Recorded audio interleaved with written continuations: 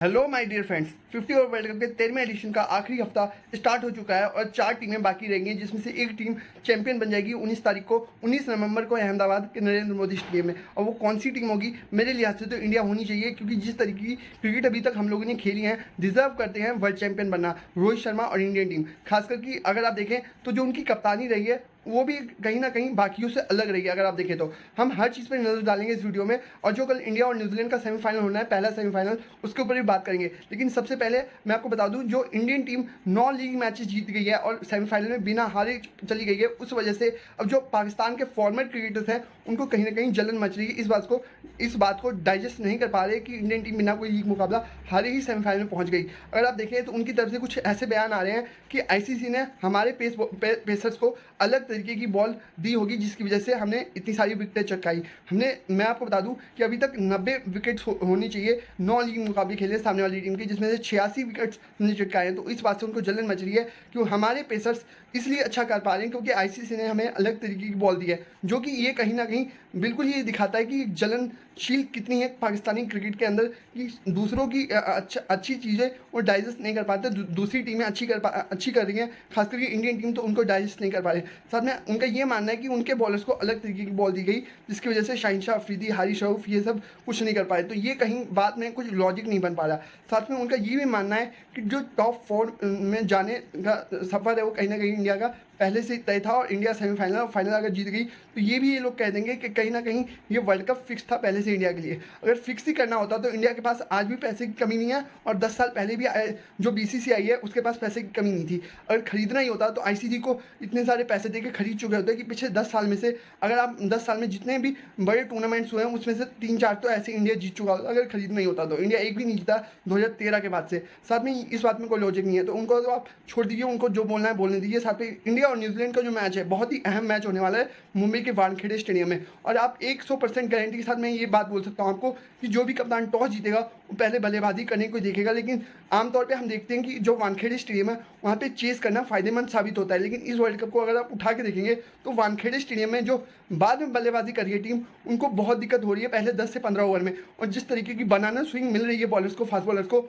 बहुत ही टफ होता जा रहा है बल्लेबाजों के लिए। अगर आप देखें तो इस वर्ल्ड कप में 4 मुकाबले खेले गए हैं वानखेड़े स्टेडियम में। लीग स्टेज की मैं बात कर रहा हूँ, जिसमें एक मुकाबला हुआ था साउथ अफ्रीका और इंग्लैंड का, जिसमें साउथ अफ्रीका ने पहले बैटिंग करके बनाए थे 399 रन। उसके जवाब में इंग्लैंड बिल्कुल ही वन साइडेड मैच हार गई। साथ में जो दूसरा मैच हुआ था साउथ अफ्रीका और बांग्लादेश का, जहाँ पे साउथ अफ्रीका ने पहले बैटिंग करके 382 रन बनाए, जिसके जवाब में बांग्लादेश बिल्कुल ही बिखर गई। साथ में अगर आप बात करेंगे तीसरे मैच की, जो कोई हुआ था इंडिया और श्रीलंका के बीच में, जहाँ पे इंडियन टीम ने 350 से ऊपर का स्कोर लगाया था। आई थिंक 357 का स्कोर लगाया था इंडियन टीम ने बोर्ड के ऊपर, और उसके जवाब में श्रीलंका हमने देखा था कि किस तरीके से 55 पे ऑल आउट हो गई थी। साथ में एक मैच जो और हुआ, जो अफगानिस्तान और ऑस्ट्रेलिया का मैच हुआ यहाँ पे वानखेड़े में लीग स्टेज में इस वर्ल्ड कप में, वो हुआ था 292 रन का स्कोर पहले अफगानिस्तान ने बैटिंग करके लगाया, जो कि सबसे कम था इन 4 मैचेस में 292। और उसके जवाब में ऑस्ट्रेलियन टीम को हमने देखा कि किस तरीके से बिखर गई ऑस्ट्रेलियन टीम। वो तो ग्लेन मैक्सवेल की आप कह सकते हैं मिरेकल पारी थी, चमत्कारिक पारी थी, जिसकी वजह से वो जीत गई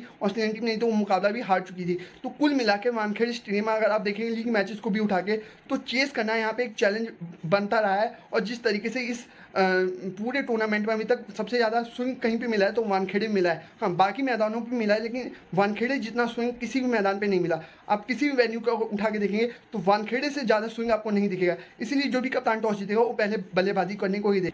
अब एडवांटेज और डिसएडवांटेज की बात कर लेते हैं। मैं आपको बता दूं, इंडियन टीम को जो एक बहुत बड़ा एडवांटेज मिलना है 2019 के मुकाबले, जो सेमीफाइनल हुआ था वहाँ पे जो एक प्लेयर ऐसा है जो कि नहीं है इस बार इस न्यूजीलैंड की 11 में, वो है मैट हेनरी। मैट हेनरी को आप देखिए 2019 का जो सेमीफाइनल हुआ था वहाँ पे मैट हेनरी एक ऐसे गेंदबाज रहे थे जिन्होंने सबसे ज़्यादा तंग किया था। हाँ, आप कहेंगे कि ट्रेंट बोल्ट ने ऊपर से 3 झटके दे दिए थे लगातार, 2 या 3 झटके, उस वजह से उनके ऊपर वो प्रेशर नहीं रहा मैट हेनरी के ऊपर, वो खुल के गेंदबाजी करवा पाए और सबसे ज़्यादा घातक भी वही साबित हुए थे। लेकिन यहाँ पे अगर आप देखें तो इस पूरे टूर्नामेंट में आप ट्रेंट बोल्ट को उस रिदम में नहीं देखेंगे जिस रिदम में ट्रेंट बोल्ट देखे जाते हैं आमतौर पर। हाँ, एक चीज़ का एडवांटेज उन्हें भी मिल सकता है कि मुंबई इंडियंस के लिए वो क्रिकेट खेल रखे हैं, इस मैदान को अच्छे से जानते हैं ट्रेंट बोल्ट, और काफ़ी क्रिकेट वो मुंबई इंडियंस के लिए खेले हैं आईपीएल में। तो उनसे भी बच के रहना होगा। लेकिन मैट हेनरी का जो मिसिंग फैक्टर है न्यूजीलैंड के लिए, वो कहीं ना कहीं आपके लिए फायदेमंद साबित हो सकता है इंडियन टीम के लिए। और मैट हेनरी ऐसे गेंदबाज हैं जो कि hit the deck hard bowling कराते हैं, वो पटक के गेंद फेंकते हैं, जिस वजह से उनको ज़्यादा स्विंग और सीम मिलता है।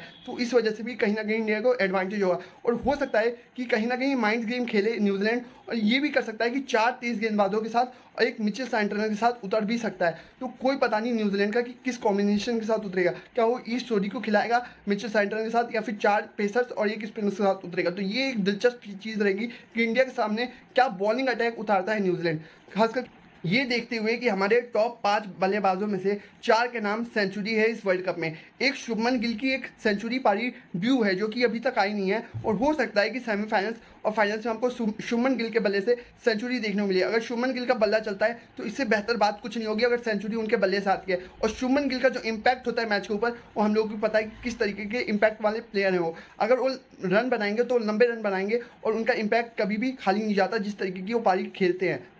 अगर आप देखें तो इस वर्ल्ड कप में इंडियन टीम न्यूजीलैंड के मुकाबले फार बेटर क्रिकेट खेली है, बहुत बेहतर क्रिकेट खेली है। और अगर आप देखें तो 5 मुकाबले जो न्यूजीलैंड जीता है उसमें से 5 के 5 ऐसी टीमों के खिलाफ जो कि उनसे छोटी टीमें थी। और ये जो मुकाबले हारे हैं बड़ी टीमों के सामने, जैसे कि ये इंडिया से हारे, ऑस्ट्रेलिया से हारे, साउथ अफ्रीका से हारे, उसके बाद ये पाकिस्तान से भी हार गए। तो आप देखिए कि कितनी बेहतर क्रिकेट हम खेल के आ रहे हैं। अगर उस दिन की जो बात करें, जो नॉकआउट का प्रेशर होता है, उसमें सिर्फ एक प्रेशर होता है कि आप मेंटली किस तरीके से मैदान के ऊपर उतरते हैं। आपके पास स्किल तो है, हम लोग जानते हैं कि इंडियन प्लेयर्स में स्किल की कोई कमी नहीं है, सिर्फ मेंटली क्या वो प्रेशर को एब्जॉर्ब कर सकते हैं या नहीं कर सकते, वो बात आ जाती है उस दिन। क्योंकि जो बड़े मुकाबले होते हैं उसी में इंडिया का मेन टेस्ट शुरू हो जाएगा। क्योंकि अभी तक सभी जानते थे कि इंडियन टीम बहुत बेहतर टीम है, और जो लीग स्टेज है उसमें कोई दिक्कत आनी नहीं चाहिए, और वो आई भी नहीं। और जिस तरीके की मार्जिन से हमने बाकी टीमों को हराया है, अब न्यूजीलैंड वाला अगर आप मैच देखेंगे तो इन 9 मैचेस में से सबसे क्लोज मैच जो हुआ था वो न्यूजीलैंड के साथ ही हुआ था इंडिया का, जो कि 48वें ओवर तक गया था। और विराट कोहली और रविंद्र जडेजा की शायद 70 या 80 रनों की